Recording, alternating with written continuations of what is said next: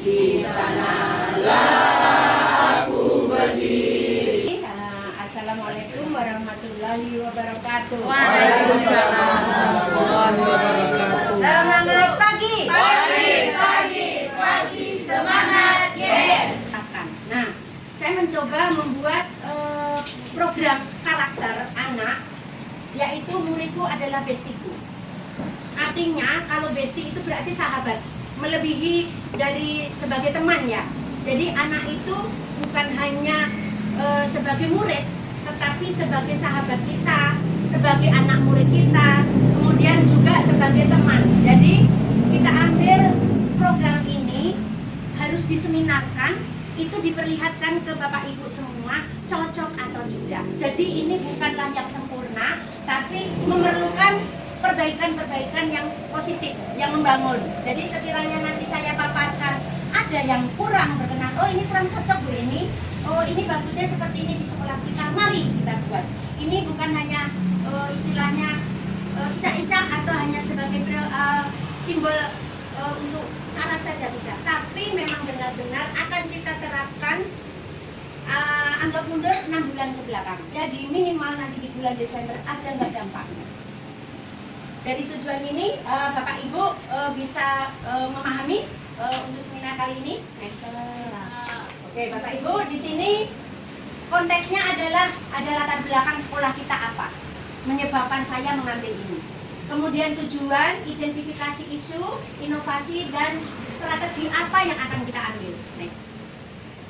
Nah, Bapak Ibu, selain yang tadi, inilah daya dukungnya, sumber daya yang ada di sekolah. Sumber daya itu bukan hanya keuangan, manusia, murid, tumbuhan, sarana prasarana, semua itu merupakan sumber daya pendukung. Ada monitoring dan evaluasi, kemudian dampak keberlanjutan dan lampiran. Jadi ini adalah program semua dari awal sampai akhir yang akan saya paparkan. Nanti mohon masukan dan kritikan yang membangun. Latar belakang proyek ini adalah yang pertama adalah konteks SD Negeri 25 Pekanbaru dengan jumlah murid 335 memiliki keragaman budaya sosial yang mencakup siswa laki-laki dan perempuan dengan berbagai ekonomi. Ya kan Bapak Ibu? Sesuai nggak? Ya. Nah, tantangan ini menciptakan pembelajaran yang setara dan menyeluruh. Artinya, Pak Ibu, mereka punya hak sama walaupun mempunyai latar belakang yang berbeda. Yang kedua, kenapa diambil hubungan guru dengan siswa? Selama ini, walaupun sudah ada beberapa guru yang welcome sama anak, contohnya bisa menjadi ibunya, guru kelas 1 biasanya ibu, ya. Kemudian yang kelas tinggi itu adalah teman, sudah ada. Tapi masih ada yang sebatas formal. Kita sebagai guru, mereka sebagai murid. Nah inilah yang kita ambil. Sesuai nggak Bapak Ibu? Yang ketiga, masalah pada kepemimpinan kepala sekolah. Bapak Ibu kepala sekolah sudah memberikan ruang dan tempat, tapi kita belum bisa melaksanakan secara keseluruhan. Karena memang tugas guru itu bukan banyak tapi banyak, ya. Oke, ilmu bersosialisasi bermasyarakat dengan teman-teman, dengan teman sejawat dan lingkungan. Jadi kita anggap anak-anak itu pula pergi ke sekolah itu pergi ke rumahnya yang kedua, ya. Jadi dianggapnya kita itu bisa mendukung yang tidak didapat di rumah pertama, harapannya itu. Kemudian keterkaitan dengan kebijakan pendidikan.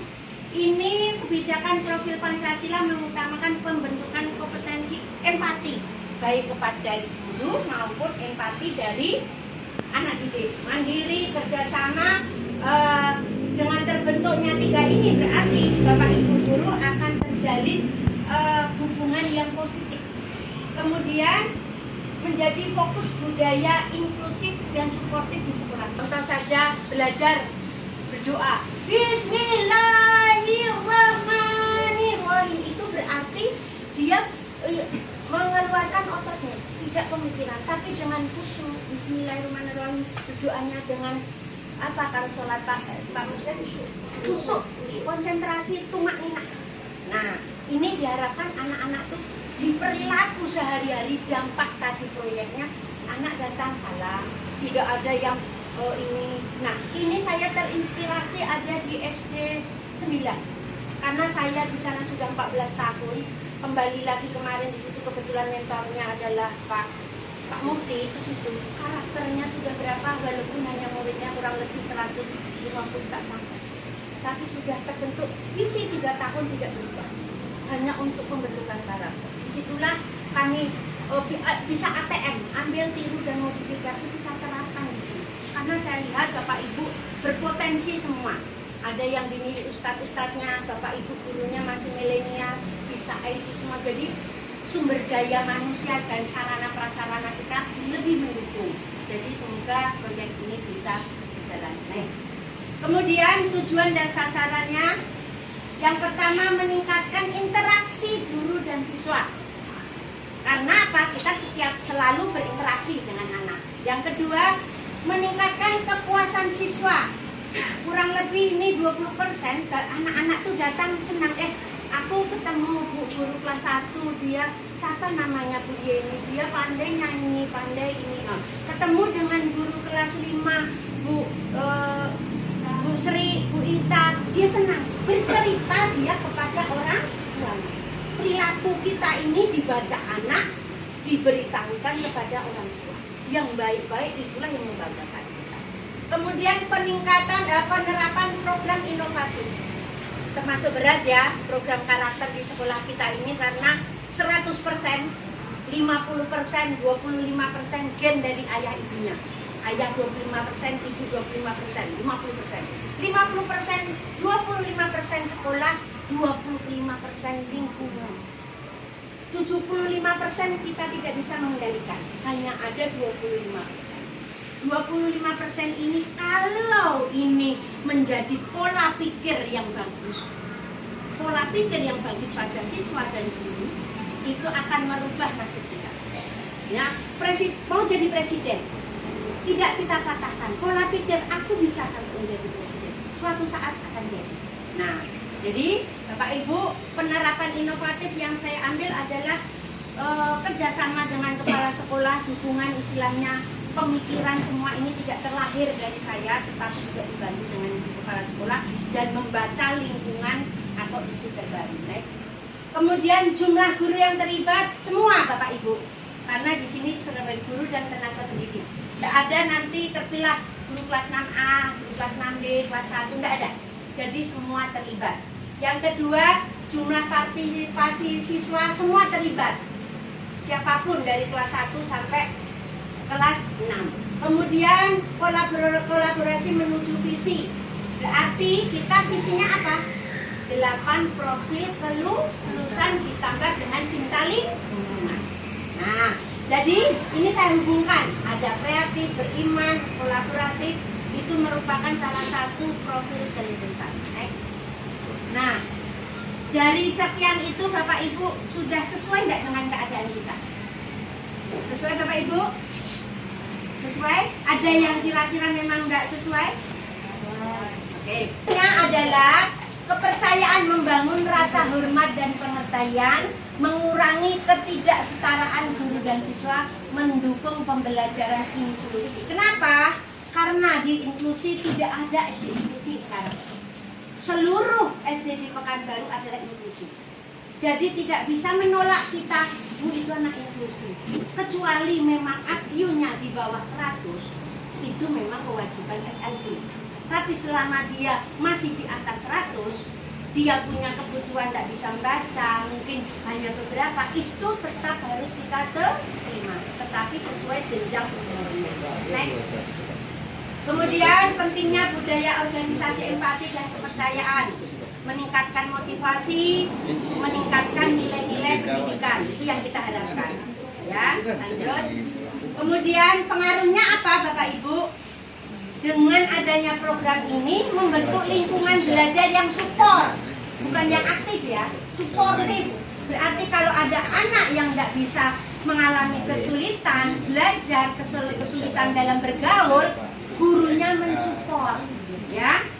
Kalaulah Bapak Ibu berat kali Bu ini, kita aja ini jumlah murid kita banyak, paling tidak kita melakukan seberapa bisa, itu sudah menjadikan amal jariah kita. Kemudian kita memfasilitasi komunikasi dua arah dan membangun fondasi kepercayaan yang ada di SD 25 Pekanbaru dari wali murid ke sekolah kita. Ya, karena termasuk sekolah kita ini saat ini adalah seksi dan menarik, molek. Didatangi LSF, didatangi komite orang tua, seksi sekolah kita. Gimana seksi kita ini kita pancarkan yang positifnya supaya tergambar bahwa seksi kita itu bukan hanya budi tetapi dengan perilaku. Nah, saat ini kalau dengan kita anak-anak itu menjadi bestie kita, meminimalkan kasus perundungan yang sering terjadi di kita. Kita penculikan sudah pernah, perundungan sudah ada. Jadi ini memang tugas Bapak Ibu selain sebagai pengajar juga pendidik ya. Nah, kemudian memberikan dukungan emosional kita kepada anak. Anggap bahwa anak itu anak kandung, ya, anak kandung kita. Nah, dampak dari yang tidak bisa dilakukan itu sangat panjang. Saya merasakan 3 tahun belum sembuh total akibat dari salah satu ucapan seorang guru kepada siswa membuat dampak yang sangat panjang. Nah, ini membuat kita apa yang kita ucapkan itu menjadi motivasi dan inspirasi ke anak, karena guru ini 2 kaki, 1 di surga, 1 di neraka. Apa yang kita berikan? Kalau kita menanamkan kebaikan akan menarik kita ke surga. Doa-doa anak itu ke kita, doa orang tua ke kita, berarti doa kita banyak. Selain dari suami, anak, ya enggak, kita punya anak murid yang banyak. Itu adalah doa-doa makbul untuk kita. Next. Kemudian Bapak Ibu nanti apa hubungannya dengan kualitas pembelajaran, yaitu pelatihannya berarti komunikasi empatik, kemudian program interaksi informal, kita bentuk timnya, ada tim duta bestie. Jadi artinya setiap kegiatan ada program, pasti ada organisasi, ada atau struktur. Lanjut. Kemudian apa yang akan kita lakukan? Mengadakan forum refleksi rutin. Refleksi itu bukan hanya kepada siswa. Nah, Ibu gimana belajarnya hari ini? Senang Bu, ini lah. Kita, kenapa hari ini kok anak tuh masih salah penjumlahan, masih nilainya jelek? Yang refleksi bukan siswa, gurunya. Apakah saya terlalu cepat? Apakah saya ini terlalu sulit yang saya berikan? Atau saya tidak menarik untuk anak? Ini ya, refleksi. Kemudian dari refleksi inilah kita melakukan tindak lanjut.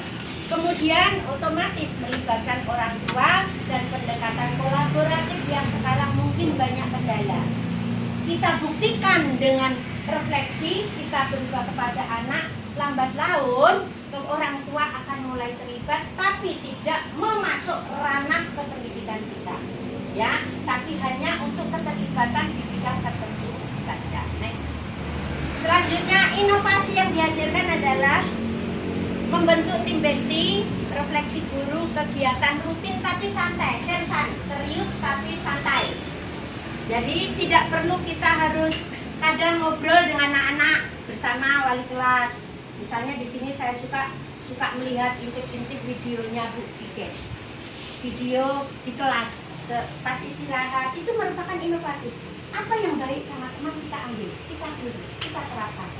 Anak-anak sedang makan, itu salah satu bentuk bersama wali kelas berngobrol.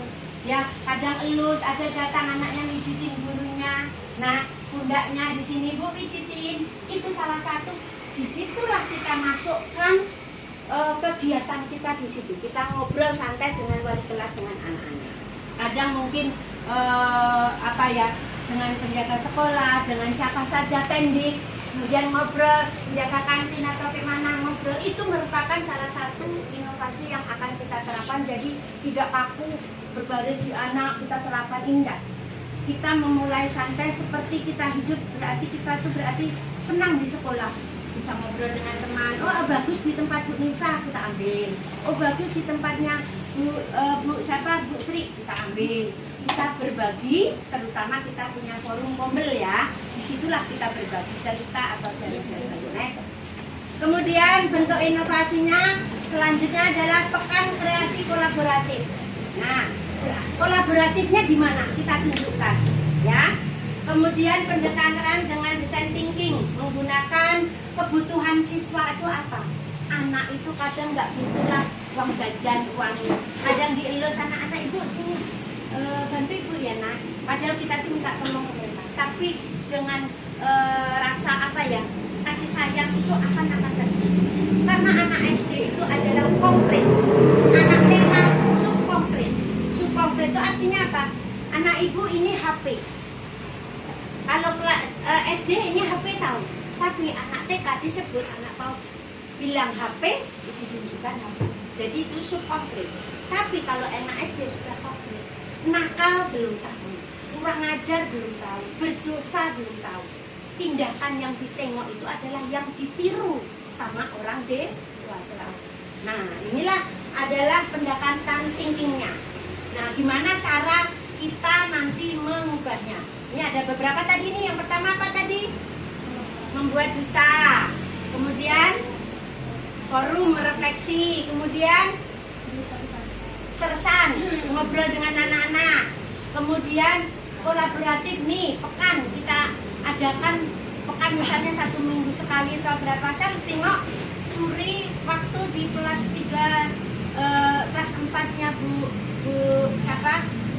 Dona dengan Jepariani, Pak Hendri dan Bu Nisa. Sore kadang hari Jumat ada istirahat, hari Sabtu mereka bawa nasi makan bersama. Disitulah kita sudah melakukan, tapi belum seikhlasnya. Artinya apa? Anak makan kita masih di kantor. Nah, apa salahnya ikut deprok di situ, cumut sedikit-sedikit. Nah, dengan mengambil sedikit punya anak, itu anak ibu tuh suka punya kita. Nah, itu membuat rasa emosional. Tidak, saya lihat di kelas 4 keunikan guru pagi dan guru sore lengkap, is the best SD25.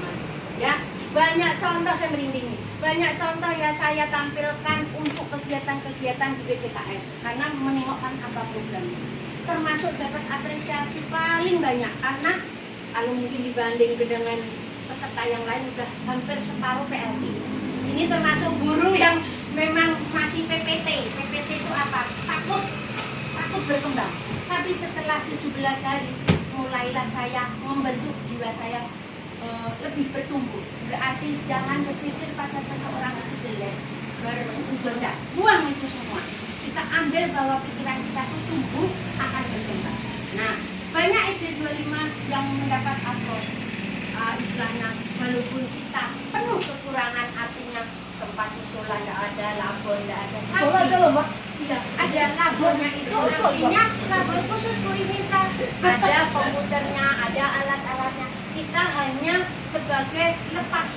Tapi itu merupakan salah satu inovasi kepala sekolah yang diharapkan memanfaatkan kekurangan yang ada menjadi yang lebih positif.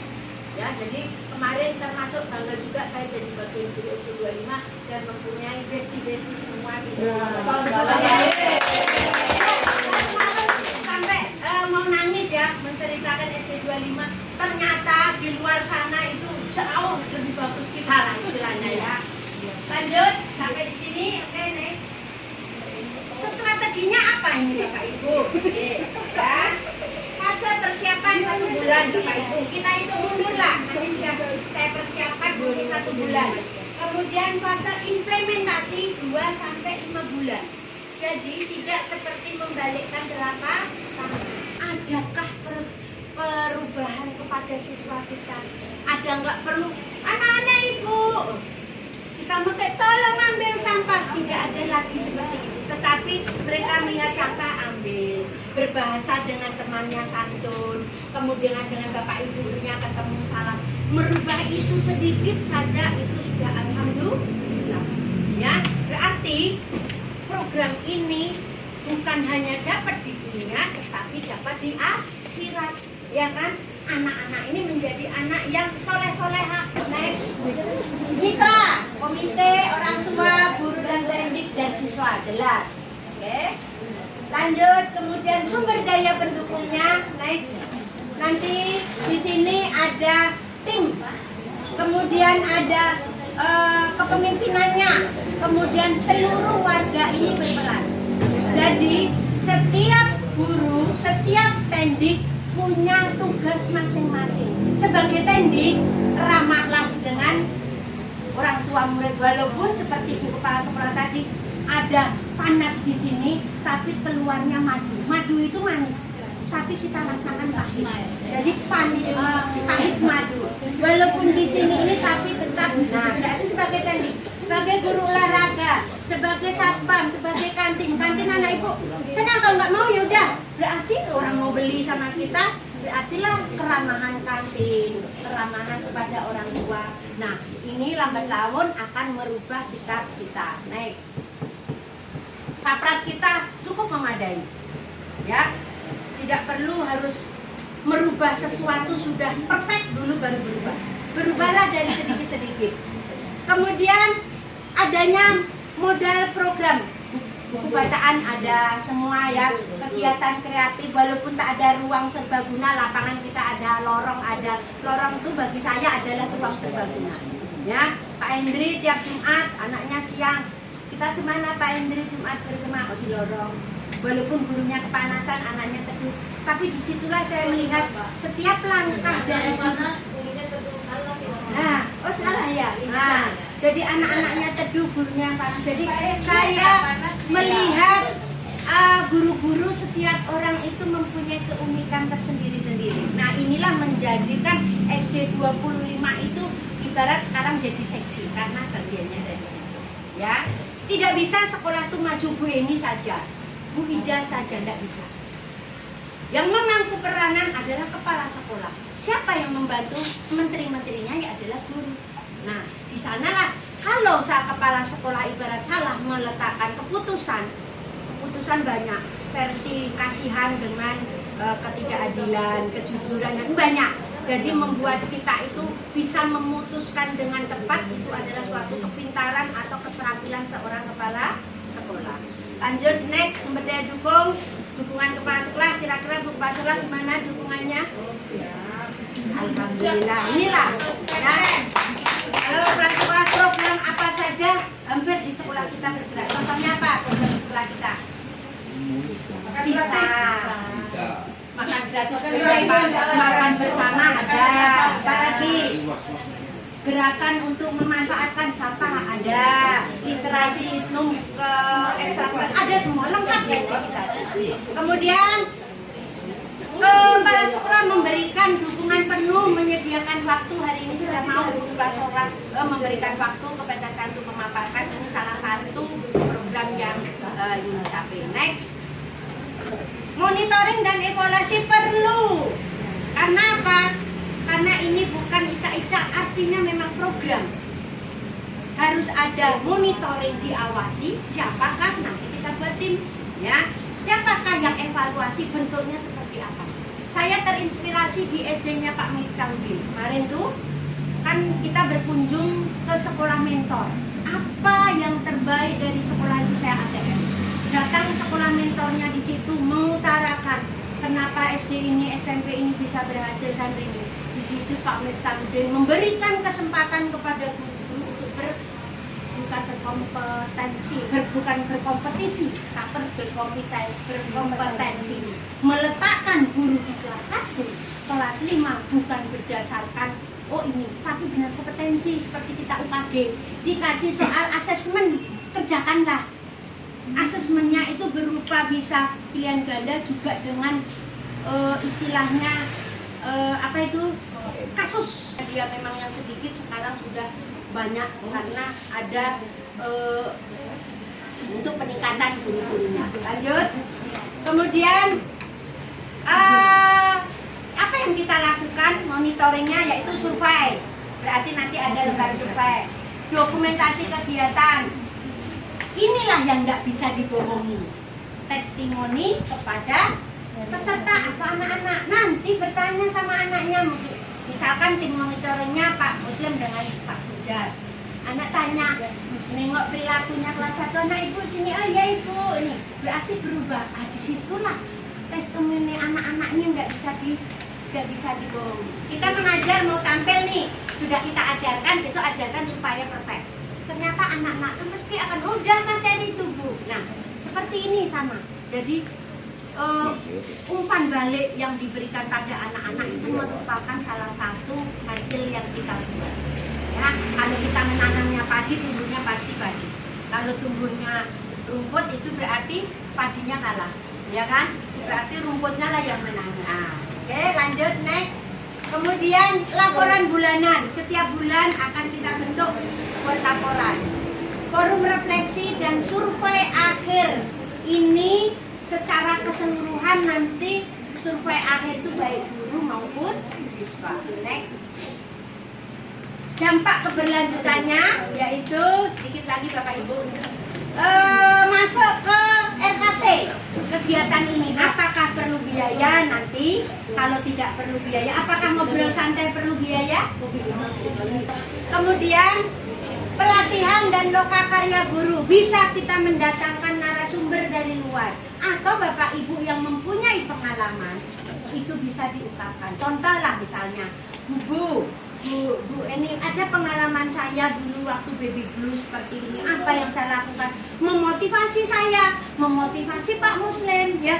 Itu salah satu bentuk pembelajaran. Dukungan komite, kalau kita sudah matang, insya Allah komite akan membantu. Nah, gimana caranya kita menggandeng komite ke yang positif?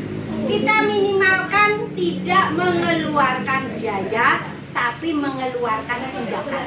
Ya, kemudian evaluasi per semester berarti per 6 bulan. Oke, lanjut. Menyusun modul panduan sudah ada.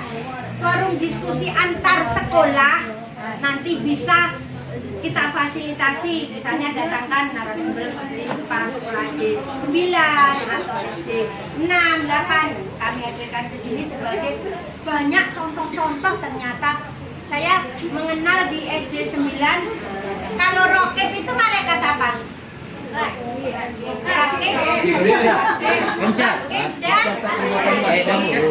SD 9 itu punya buku rokep dan nantet. Kemudian dia kenapa?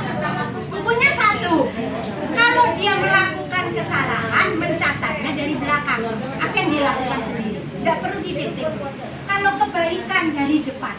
Nah, itulah buku kalau ya itu ibaratnya seperti itu. Regi dapat, anak tuh bilang surga neraka ada di situ. Nah, di situ jadi contoh bisa kita terapkan.